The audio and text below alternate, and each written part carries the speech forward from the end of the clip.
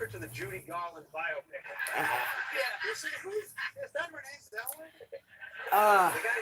Oh, yay. It would not be my channel if I wasn't at least 5 minutes late for a scheduled stream. But I'm 4 minutes. I might be getting responsible. Good morning, Murnau. Hey, sweet boy. No, Nigel's a sweet boy. Yeah, Nigel's in front of the door, but that's because the sunbeam has shifted out of, out of the way. Hi. Hey, I should say that Tyler. Are you cute? Yes, you are. You're a cutie. I swear he knows. I swear he knows what shooting video is and streaming and all that. I swear Murnau knows what this is all about. And he takes advantage of it because he knows it's going to get him attentions. So I am finishing up a row on this. Oh gosh. So I've had this saga with these shawls I've been crocheting lately. And so let's see. First, let's talk about this one that I'm working on. I don't even know if I'm gonna have enough of the color I chose as the main color. But oh well, this is one of those. This is a very simple design. In theory, the book that I got the pattern in says that most, if not all, of these ones can be done in like a weekend.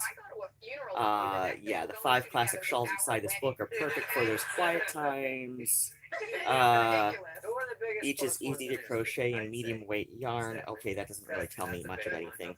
But yeah, it's just like horizontal stripes. This, I only got this far on something yay long. This is barely shawl length. But yeah, I only got this far on something only that wide. Because yesterday I somehow ended up, and I noticed when it was taking a very sharp curl that over the first 10 rows, I had managed to add 5 or 6, because it stayed an even number, so I managed to add at least 6 stitches into it, which started the whole thing curling, so I had to unravel it and then start all over again because I could not pin down exactly where this all started. So in theory, I should be twice as done, which at this point, let's see, I'm on row 18 now. I should be almost done with this. Working at the, same pace approximately, since it's all very, simple, just single and double stitches.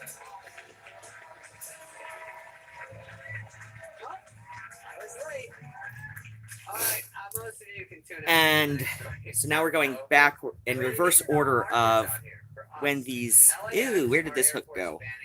Okay, well, I have a little thing to hold off the stitch. So this, I'm going to have to go back and redo this row here because this somehow got flubbed up, and I'm looking at the instructions. This one is from a different book because obviously this is not, these easy stripy things that this is more on easy plus intermediate pattern. That's from this book. No, not that one. That's the one that started this whole saga of shawls. Okay, so that's this pattern here, which obviously I'm using different yarns with. See, there are some of these little fantastical yarns where it says, so okay, this says it's a medium weight, and I'm sure that's accurate with the weight, but the gauge is the gauge fits this hook. Wait, no. This is the 4.5. This is the one that I started it with. Where's the 4mm hook? It's here. There's... Wait. No. This is the one that... Okay, yeah, this is the 4. Okay. So... No, get back here. Okay, but this is a gauge. This is a much finer gauge than your average 4-weight yarn. So I am, just this one calls for a 2-weight yarn. No.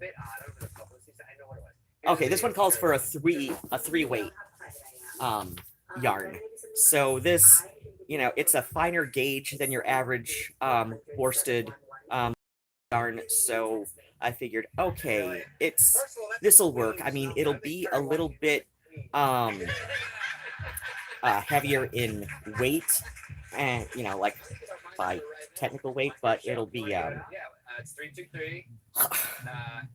you can still see a lot of the work in it. Why I picked one of these variegated ones for this, I just really liked it. This is the one that kind of said something to me. So I'm gonna have to go back and redo a couple bits on this one. Now this is the one that started this all. This is the one that started this all. My saga of the shawls over the weekend. No, actually, this saga of the shawls began about a week ago. Little over a week ago.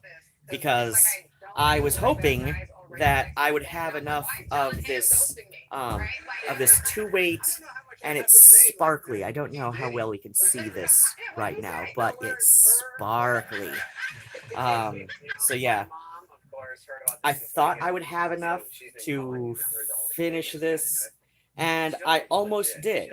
I almost did have just enough to, Katie, it's your mom. Sorry I didn't get back to you. I've been talking to Chris Rock all morning. He keeps blowing me up asking why there hasn't been a grown-ups 3.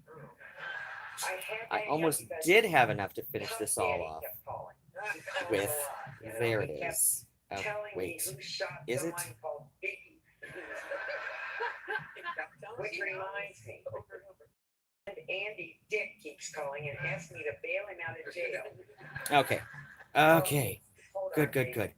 So, yeah, so this is about as far as I went, and I may have just enough to finish going all around the edge with this single crochet stitch here.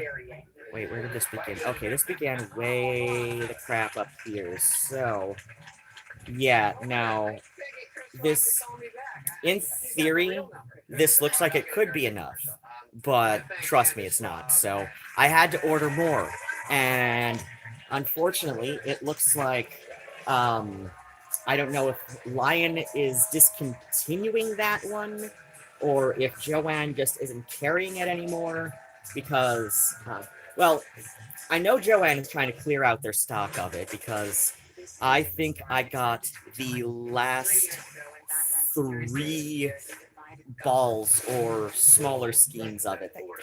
They're done up like skeins, only smaller. And I think that's how they... Okay, so what does this say?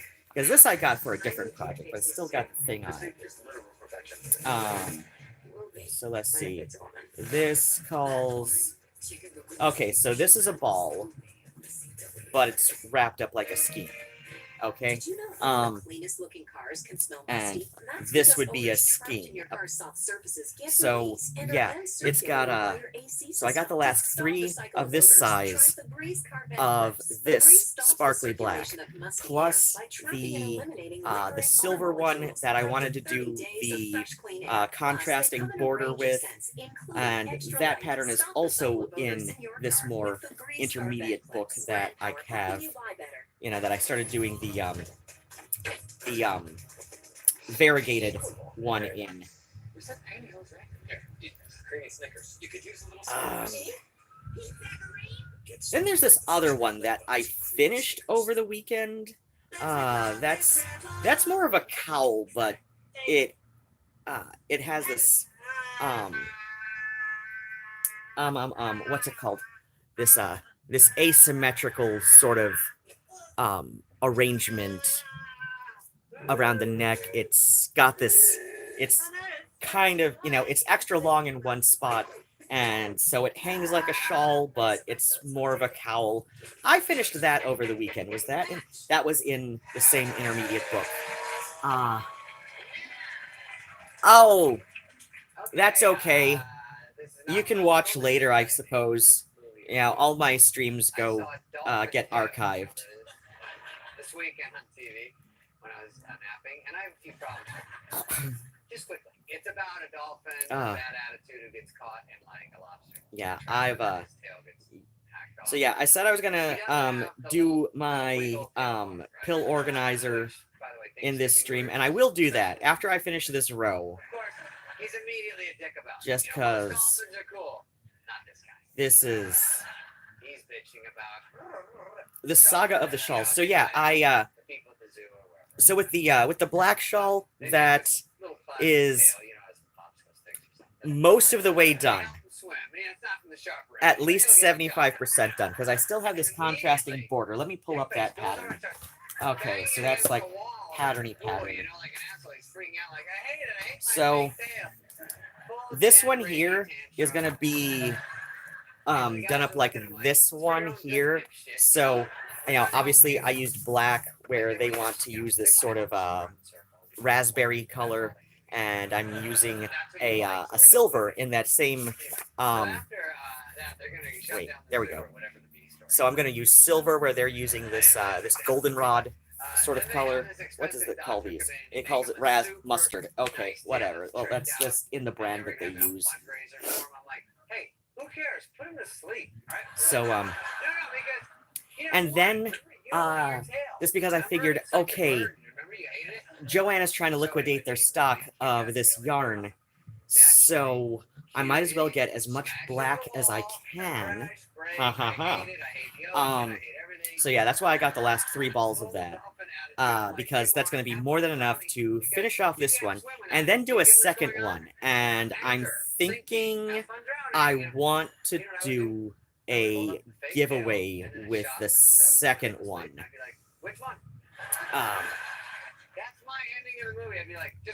Or maybe I can do, I don't know. I'll go back and see what I know they've got a red and they've got a blue with that same kind of sparkle that I really like.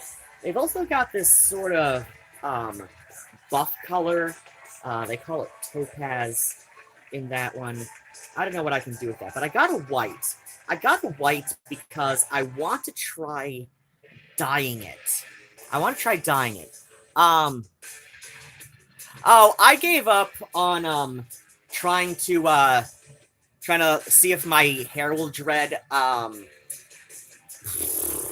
Long story short, one of my nervous habits is brushing my hair a little excessively, and I had a huge anxious episode and just like brushed everything out. I'm thinking I might try to restart that little challenge to see if my hair will dread. I think, you know what? I'll watch the other one after this is done streaming. Or after I'm done streaming this. So yeah, I'm thinking around the solstice, I might try, or after the solstice, I might try restarting that project, that hair challenge. Just because, why wait that long to reboot? Why not? That's how I started it the last time. But like I said, I was having an anxious period, and I ended up just brushing my hair out. I think I mentioned that in a video around when I when I started after I brushed my hair. I want to say like around March or April, something like that. Uh, uh,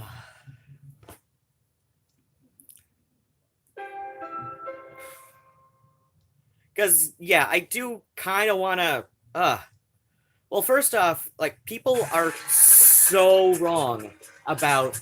I don't know if you're coming here from a comment that I made on somebody else's video. Uh, but people are pathologically wrong about the so-called history of dreadlocks. And yes, we do see a we do see traditions, at least in um, of uncombed hair in certain parts of the world that go back centuries, and to some extent it existed in most cultures. I will say most cultures. A lot of people say all cultures, but honestly, we don't have enough data to say all cultures, okay? So when somebody says, "Oh, they go back in all cultures," first off, that's how you know that somebody's just pulling facts out of their rectum. And if they are not pulling it out of their own rectum, directly, if they're not directly pulling it from their own, they are pulling it from somebody else who pulled it out of their own, that third party's own. So yeah, like it does not span all cultures because first off, we don't have enough data to say that. Secondly, people want to point to Vikings. That's another sign that somebody is talking complete nonsense because Vikings were not a culture, okay? Vikings at best were they were a vocation. They it was a class of within certain um, Germanic Nordic tribes in the definitely the pre-Christian era. But yeah, it was a class. It was a class, and it was not a warrior class. It was more it was closer in relation to, say, privateering, like mercenaries and um piracy for hire, basically. So when people go on about how Viking culture, like, no, first off, which Vikings from which culture? Secondly, like that is a retroactively applied term more often than not. Like there was no Viking culture. That again is another sign that somebody is just talking complete nonsense about the history of dreads all over the world in every culture. Like, no, that was not a thing. That was not a thing. Vikings were not a thing. That at least not in the way that most people think of it. Like I said, like at most we can compare what we currently think of as Vikings to a like piracy for hire, like the privateers of what was it, like 16th 17th century um like Spain and I don't know, were the English monarchs in funding privateers? I don't remember, but yeah, it was at most what people think of as Vikings, like what we as Western culture in general tend to think of as Vikings, were a a class of seafaring person. You know, it was a vocation. It was a vocation. It was not a culture, a subculture at best. And secondly, like when we do speak, when we do look at actual evidence of the hairstyles kept by pre-Christian Nordic and Germanic tribes, we see tons of evidence that people of those cultures generally prized grooming, meticulous grooming, above so much else.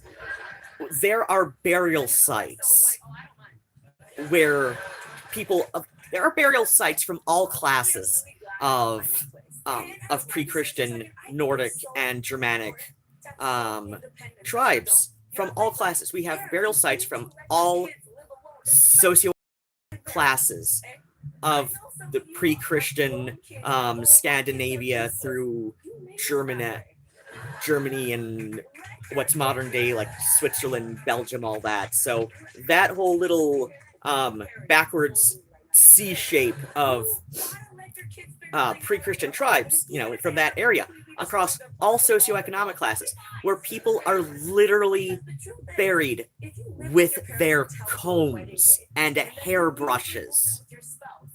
Okay, so clearly this is not a widespread practice for people to be keeping matted hair if they are given few gifts to unmat hair. Okay, so and this is so easy to find out in the age of the internet, or at least it should be. Like, go to DuckDuckGo. That's a search engine that is generally unbiased, and you still should be kind of specific, just because you will find a lot of I hate using this term because of the person I first learned of it from. I get some crazy associations with it, but we still get a lot of fake lore in unsponsored sites when looking this up. But yeah, you still get a lot of fake lore, so you got to be kind of specific, but it is relatively easy to find this information out, that that the Nordic and Germanic pre-Christian tribes, they did not keep their hair in dreads. They kept it in braids. They combed it out fastidiously, like near daily, and they would plait it. They would plait it in braids. This is also what we see in Greece. People like to point to Greece. Oh, well, Greece had dreads. Look at this picture on Wikipedia is captioned that this statue has dreadlocks. I'm like, yeah, Wikipedia. Oh my gosh. Okay, Wikipedia gets a lot of undeserved flack for a number of reasons, even though something fell. Crap.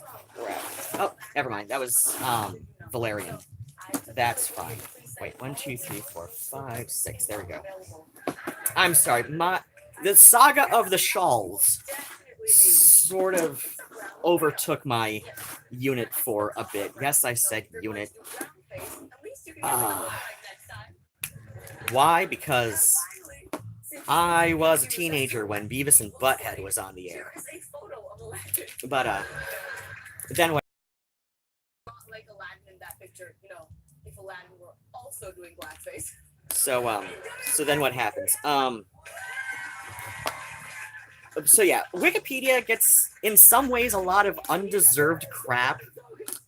It gets hailed as a lot of people tend to brush it off as completely inaccurate, which is true. There have been. Now, it depends on which articles you're looking at, and unfortunately, their article on dreadlocks is one of those things where a lot of people are citing sources that, and there's a lot of people who really want to justify,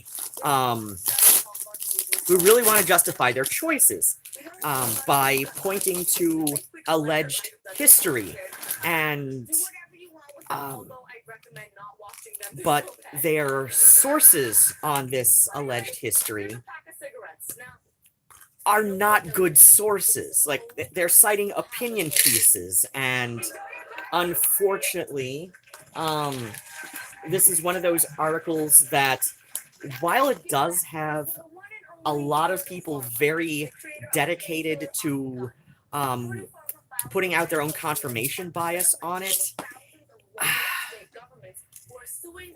it's also like just far low enough on the Wikipedia like admin, well, as much as they have admins anyway, but it's just low enough on the radar for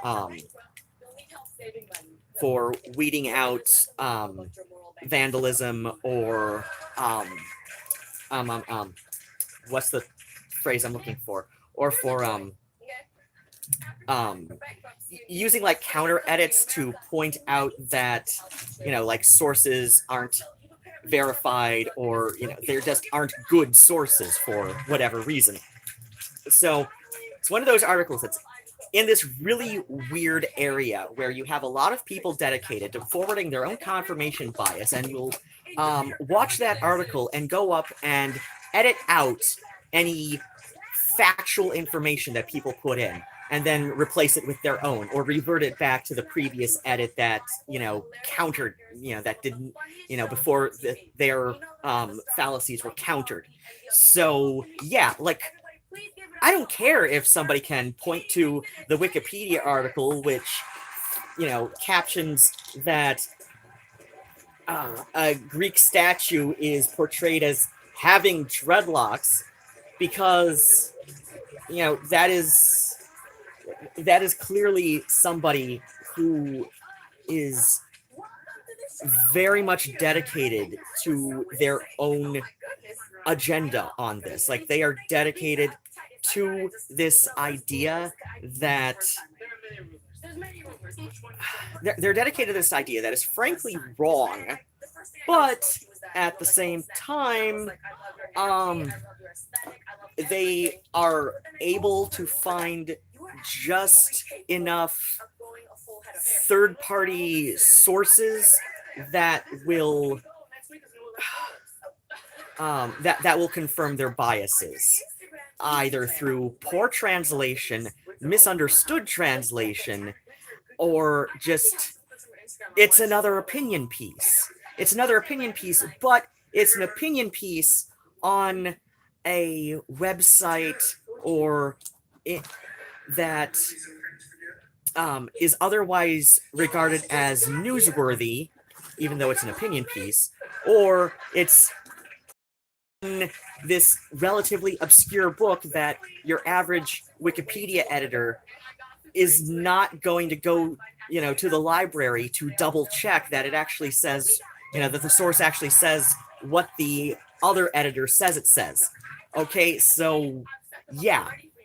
And that's another thing, like, when I brought up mistranslations or poor translations or misunderstood translations, it is unfortunate that a majority of the information we have on pre-Christian Celtic societies, yes, plural, it was far more than one society, than one unified society, much in the same way, like, ancient Hellenic society, it was also far more than one unified Hellenic, you know, society. This was not like one, these were not all, you know, like they were all Greeks in that they spoke various dialects of the same root language, and they were, you know, it was like mutually intelligible to the same, you know, to similar degrees, but at the same time, where was I going with this? Right, Greeks. So yeah, the ancient Greeks, in addition to being fastidiously clean and meticulously groomed in nearly all of their tribes, yeah, it was not one unified thing, much like the Celts. Like, we see it easier with the Celts just because the surviving languages, especially the surviving forms of the language of Celtic languages, are so different enough from each other. I do see a couple similarities here and there between Gaelic and Welsh, but first off, Welsh has a sentence structure. I explained this in another video. I think it was one of my get ready with me before I go out clubbing and get to the very last bus. So, where was I going? Oh, right. The sentence structure in Welsh is somewhere between the sentence structure of Gaelic and the sentence structure of English. So that's one of the ways in which Welsh, if you're starting from a base of primary English or English only, learning Welsh is much easier than learning Irish. But so that's not exactly where I see the similarities. Because like I said, the sentence structure in Welsh is a little bit closer to English. When compared to Gaelic, it is much closer to English sentence structure. But where was I going? Right. But I do see some similarities. But it's telling. It's telling that most of the similarities I do see often come from loan words. Often from, just because there's the greatest amount of cultural contact between England, Ireland, and Wales. So I see a lot of loan words or common phrases that so that basically they share a similar root word, usually coming from English, and that's where I see the occasional, or at least that's where the similarities between Welsh and Gaelic are most prominent. But they're still grouped as Celtic languages because I guess linguists, who would not be me, see similarities a bit, see a few more similarities than that, at least with the origin languages. So yeah, but yeah, we think of ancient Greece as this one big culture, but that's not the case. Especially in that one video that I think this person who was asking me how my dreads were coming along. So yeah, if this person came to me from my comment there, it's because I was still am predominantly Hellenic. I wouldn't say predominantly anymore, but for the longest time, my comeback to paganism. I've got a story about that, but that for now. So yeah, my return to pagan religions started with what's that thing called? Hellenic Reconstructionism. I mentioned something in my latest food pantry haul, which I posted yesterday finally, even though that was a little over a week ago when I filmed it. So yeah, I briefly mentioned that there's a reason that I got along best with Reconstructionists. Oh, that's right. This was called in. Okay, never mind. And that's because, and I sort of alluded, I didn't quite finish that thought in the other video. I alluded that this has a bit to do with my appreciation for ritual and tradition, and I was referencing nuns, so like marking one's calling through special garb, as more traditional orders of nuns and religious sisters, and even monks. There aren't as many monks in 20th and 21st century United States as there are sisters and nuns, and they are two different things, even though colloquially the sisters, who are the ones who run the schools, they are known as nuns colloquially, but it's two different things technically speaking, but that's another story for another time. So where was I going? Oh right, dreads. So yeah, yeah, Celtic cultures. We the majority of our information on pre-Christian Celtic cultures, unfortunately, comes from Rome, especially Julius Caesar. I do. I don't know. Ever since I found out that the month of July was named after Julius Caesar, which I think we learned in second grade at my old Felicium school. I think we learned that in second grade. Um, I know I've known since I was about like 6, 7, maybe 8 years old. So if it was second grade, I was 7. Um, um, um, um, okay.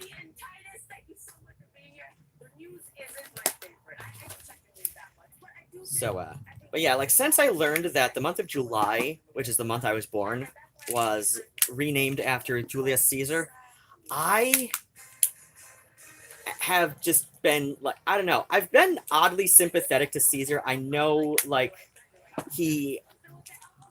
I know, okay, so I was in with the Hellenic Reconstructionist community. I still generally um, um,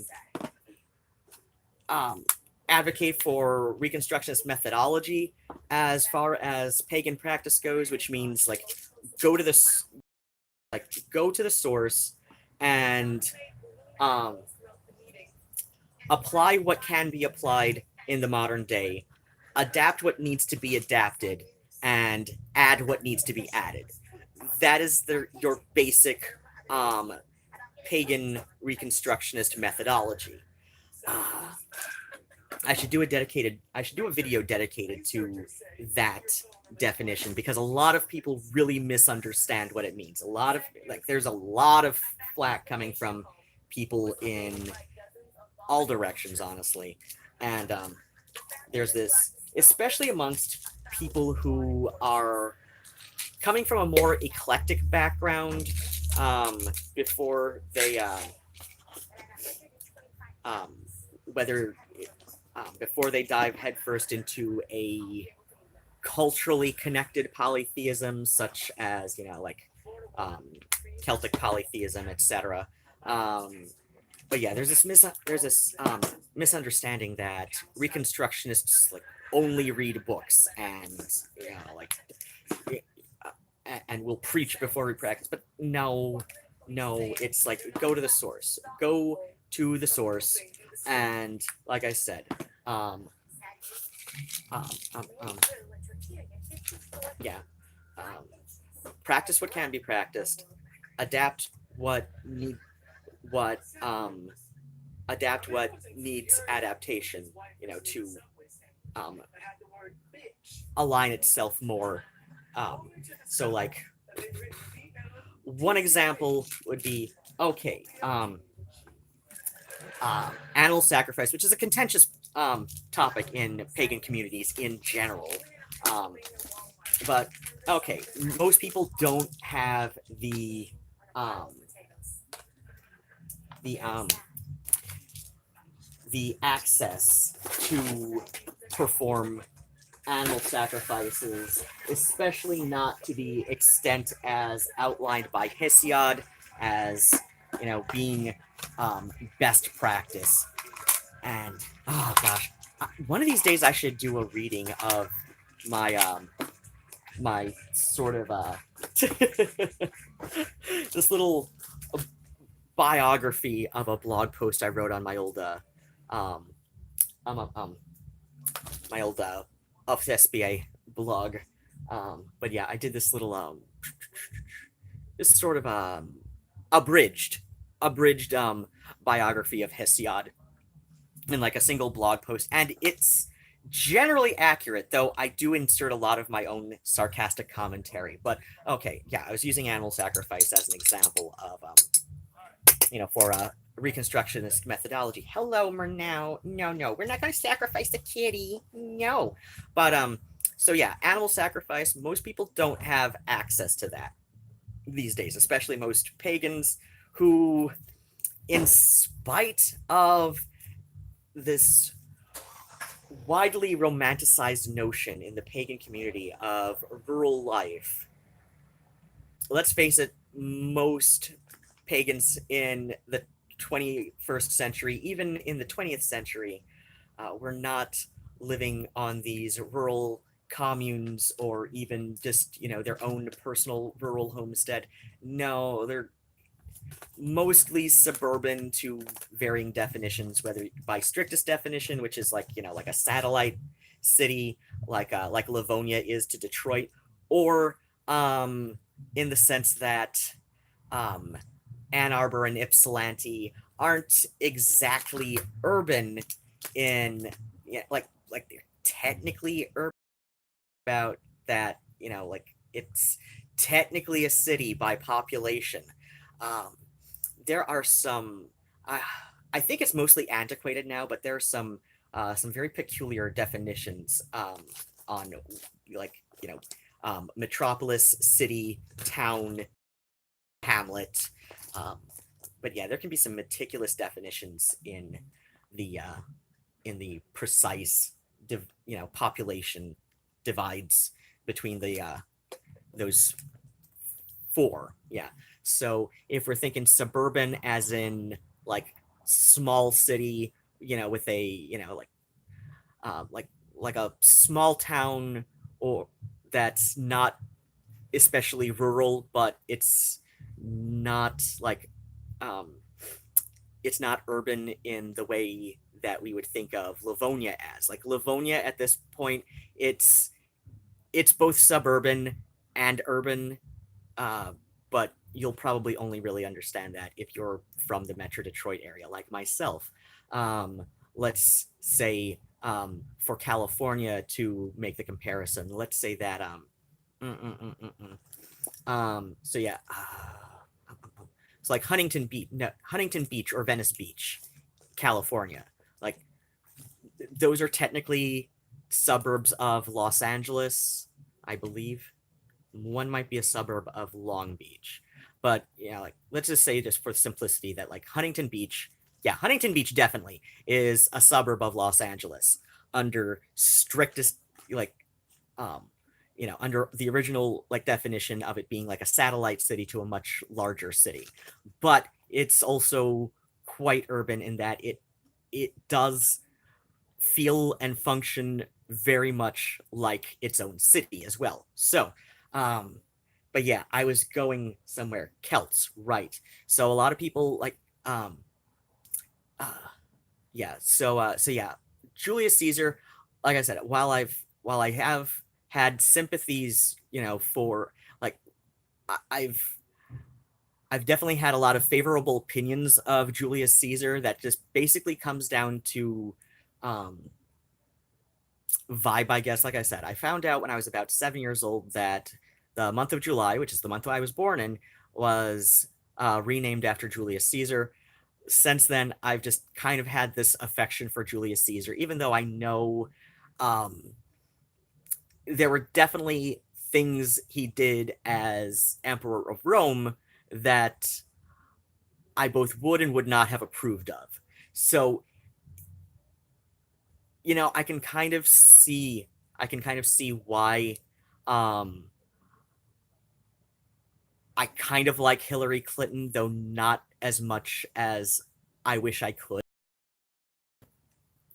because if we go about her political career, she's actually been a lot more progressive than a lot of people give her credit for. At the same time, though, she's also a very hmm, she's very staunchly um, center by um, by most reasonable definitions, which is still fairly conservative by how far left I technically am.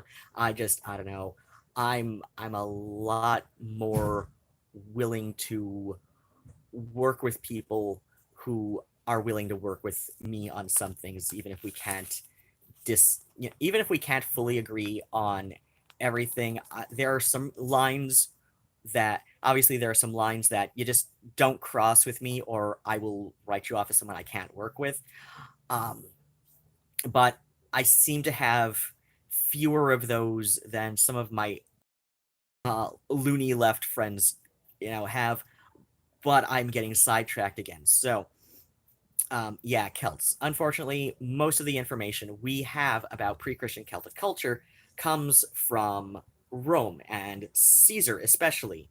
And you have to keep in mind that anything written by Roman emperors about neighboring cultures, especially cultures they hoped to and often did eventually colonize, um, because they're writing this with the intent of making Rome look good by comparison, like um, not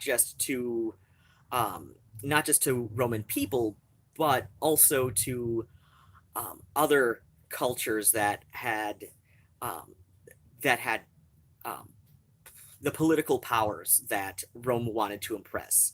So even before Rome had absorbed Greece, a lot of Greece anyway, as their colonies, like they still had, there were still Greek poloi that they really wanted to impress as being their allies. Like Thespiae was one that Rome considered a fair and just ally, and so of course they would want to paint the other cultures, such as the Celts, in this light that made Rome look much better. So when Caesar describes Celtic warriors as having hair like snakes, we see him describing. No, I'm back to crocheting, and he's after the yarn.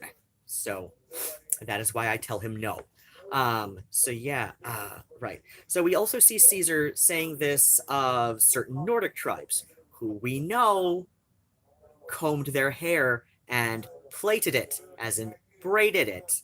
So, like, we could say, okay, maybe Celts did mat their hair into dreads, but maybe not. Like, when we find Celtic bog bodies, um, the most like we've never seen, like we've found, like, and I say we as in like broadly Western Anglo-Celtic culture of the 21st century, and especially those with an interest in, at least an interest in archaeology, though not necessarily practicing archaeology. So yeah, we have discovered bog bodies of varying ages and varying genders, of varying social classes.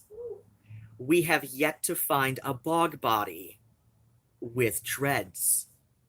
We simply haven't. We simply haven't done that. And bog bodies are amongst the best preserved mummies in all of archaeology. Like, these are some of the best preserved mummies in all of archaeology. Now we've found bog bodies with what basically amounts to a mohawk hairstyle, both shaved and unshaved. So like both like the true side shaved mohawks that have been stood up with pine tar, and also faux hawks, which are slicked down and the center stood up with pine tar. We've with mohawks. We have yet to find bog bodies with dreads. And like I said, we've found bog bodies of all ages, of various social classes, um, of various genders. We've yet to see a bog body with dreads. Like, they don't exist. They haven't been discovered yet. And if they do end up discovered, well, then obviously the information has changed, but we have no reason to assume that um, that the ancient Celts had dreadlocks either. We have as much reason to think that as we have to think that about the so-called Vikings said earlier in the stream. And anybody who's tuning in at about this point, or just a couple of minutes ago, somebody asked me about how my dreads were going, and I think they came in through a they might have come in through a comment that I made on somebody else's video a couple of days ago. There's a guy going on just like oh gosh, titled video was titled something like "Are Dreads Cultural Appropriation?" or "Are Dreadlocks Cultural Appropriation?" I think he calls this channel Re-Education. I'm not 100% sure. I'm streaming from my phone. My laptop is I am not the happiest camper about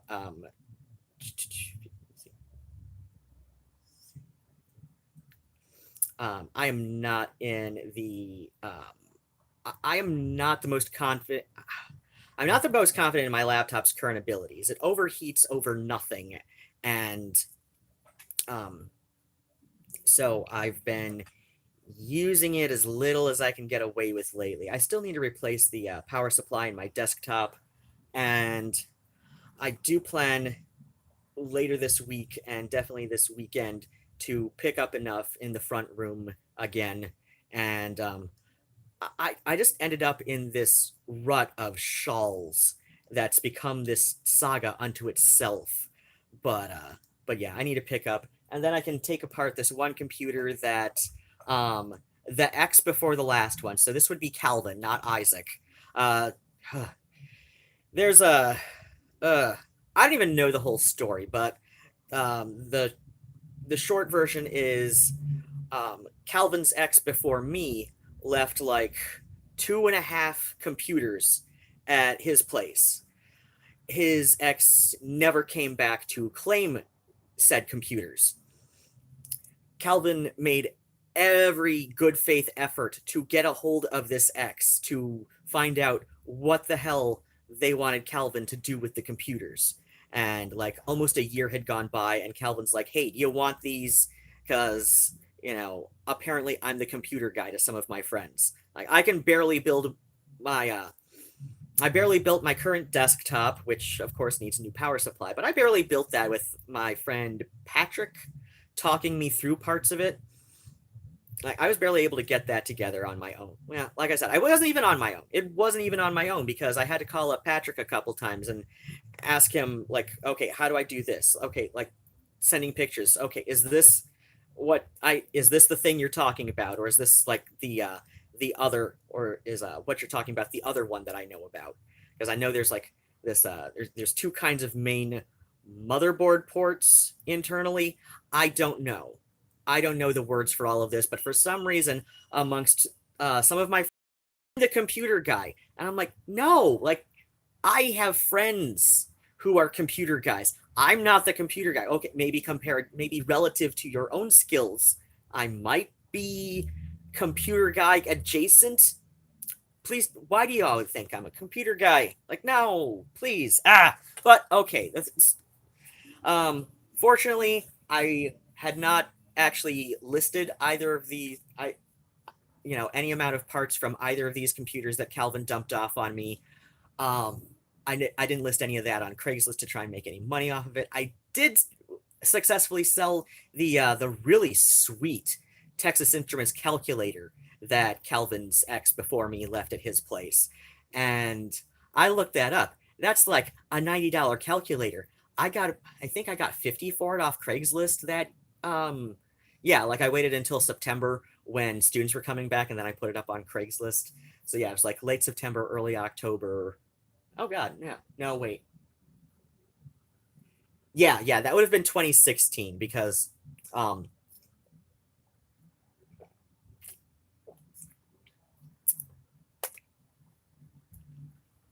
yeah, a year ago, this time 2017, I was seeing Isaac, and I had pretty much sold everything Calvin dumped off on me that I knew I would be able to get any kind of money for, which was honestly, that calculator was, I probably could have gotten a good $15 more off of that calculator when I posted it to, I know I posted it to Craigslist and a couple of the Facebook marketplace groups I'm in. I can't remember which one of those actually sold it, but of course, like right after I sold it, I kept thinking to myself, God damn it, I could have gotten like $15 more for it. But yeah, this nice enough little college girl came to pick it up, and in fact, like uh we met like right by the um um, um stuffed burrito, which is like a main avenue um it's on a cross street, so and a pretty prominent intersection right by campus, and they're open late, so there's people around there all the time because she doesn't know me from Adam or whatever the kids say these days. So yeah, you're meeting up with this weird guy, even though he's 4'11" and and less. Oh God, yeah, I was about 30 pounds heavier than I am now. Then again, 30 pounds heavier. So, yeah, I guess I could have sat on her. Excuse me. But what was I saying? So yeah, this this guy with his video, um, yeah, I think his channel is called Re-Education. Sorry, skin on my. When your lips get slightly chapped and the skin kind of like peels a little bit or something. So yeah, that's how I got talking about dreads, because I think this guy who commented earlier in the stream might have come here through that comment on the video by the Re-Education YouTuber. What I do, like I said, I am pretty far left, and while I do tend to agree with the Re-Education or Re-Educated, whatever, it's something like that, Re-Edu something or other. But so yeah, I'm pretty far left compared to a lot of people, even people I know. I'm fairly far left. Now, granted, I'm not as far left as a couple other people I know. One of whom would be my friend Allie, who I mentioned in my live stream the other day when I was sewing patches onto my jackets and rage rambling about Kate Bornstein and Gender Outlaw. But yeah, Allie, I would argue that her political philosophies are a little bit further left than my own, but um,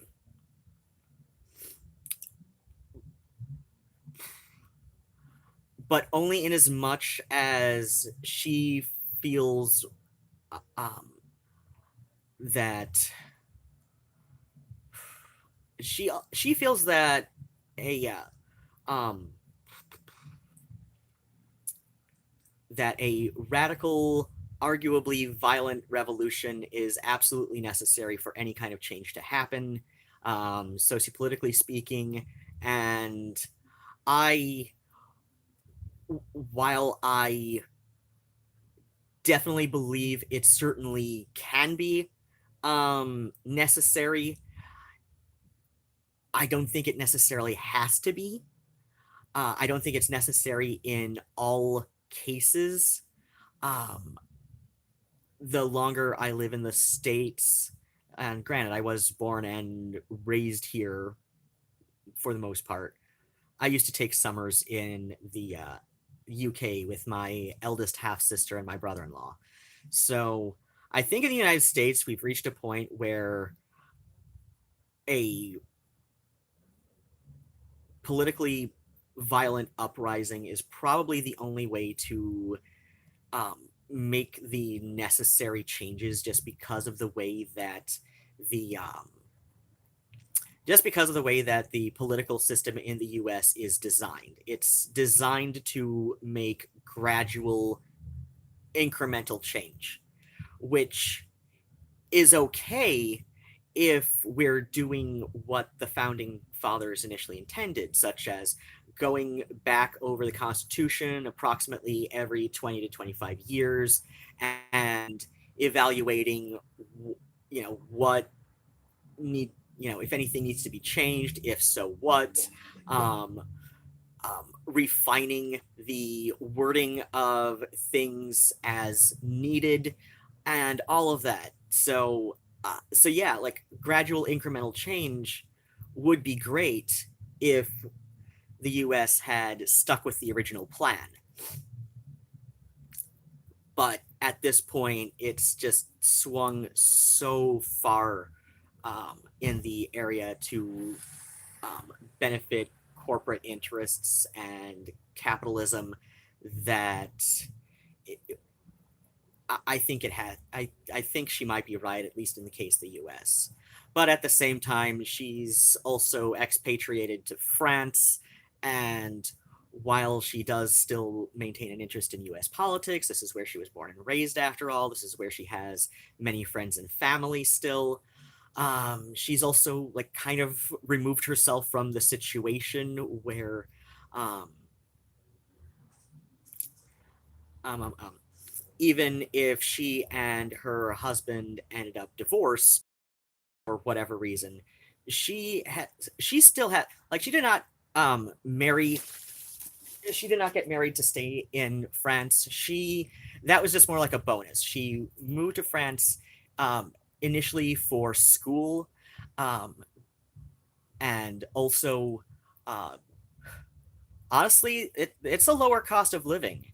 And she was living in subsidized housing before, and she has a much more comfortable life, even just like part time, like before she got married, like even just working part time in Rez, which is in Brittany, I believe. I know she's got a lot of friends who speak Breton as their primary language, but converse just fine in French. Um, but yeah, so yeah, like even if for some reason, like if she and her husband divorced for whatever reason, she's still in school there, she works there, she has an established life there that she would definitely have, you know, plenty of avenues to apply for extended visa in order to stay. She's kind of on a path to citizenship even before she got married. So there's that. But yeah, speaking of Brittany and all of that in France, of course, yeah, the notion that there was ever some unified Celtic culture and all of that is just hogwash. The idea that um, ever kept their hair in what would recognizably seen as dreads today, again, there is very little reason to believe that. What we do have written about it that could support that notion comes from Julius Caesar, who, as much as I have this weird affection for Julius Caesar, which is completely based on the fact that he's the namesake, and he is the namesake of that month because he was born in that month, and I was also born in July. I think our birthdays aren't too far apart. Um, but yeah. so so there's that.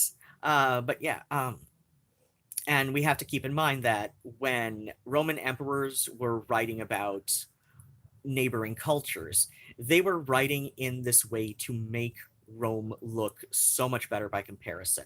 Furthermore, like the comment Caesar wrote about, you know, the Celtic warriors having hair like snakes, he wrote similar about Germanic cultures, and we know for a fact that they kept their hair meticulously washed and combed and braided.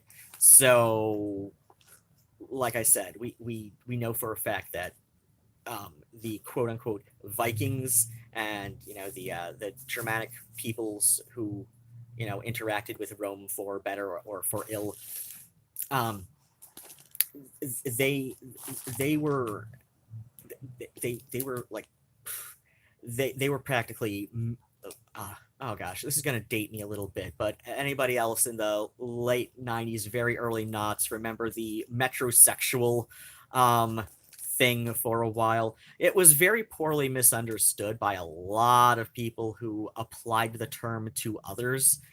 Uh, but yeah, the South Park episode about it was this bizarre caricature that kind of made me wonder, like, it's one of those episodes that, like, in retro, like when I watch it, when I've watched the number of times I've watched it since it first aired, I keep seeing these little hints that where I'm not sure exactly where Parker and Stone's satire of the public perception of the whole metrosexual thing ends, and where their own weird ideas on what this is about begin.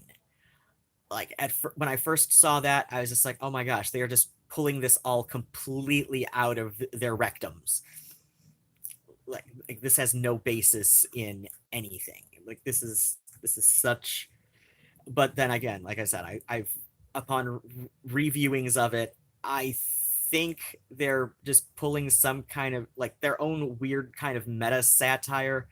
Like you see this on repeated viewings of the gnomes episode, the one with the underpants gnomes, where on the surface it seems pro-capitalist, pro-corporate, but then you see subtle hints throughout the episode that that's not what they're saying at all. And maybe you could make the argument that um, that maybe Parker and Stone weren't necessarily trying to be anything less than pro-corporate. But then again, like I said, we see that the underpants gnomes have no idea what stage 2 is, but they just know that stage 1 is steal underpants, stage 3 is profit, right? But they have no idea what stage 2 is. Like, it is even up on their chalkboard. Stage 2 is a big giant question mark.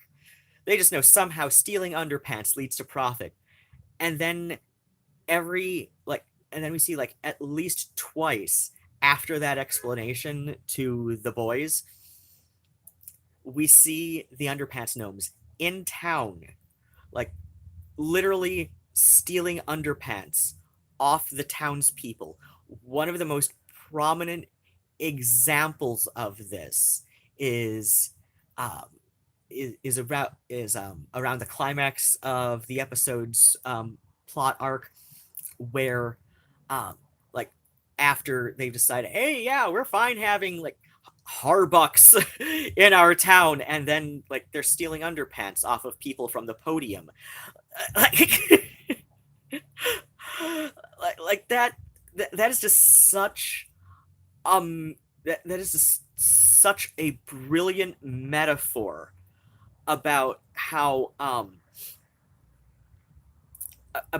corporations will literally steal the pants, not literally, but about how corporations will figuratively steal the pants right off of you while you're cheering them on for doing what they set out to do, which is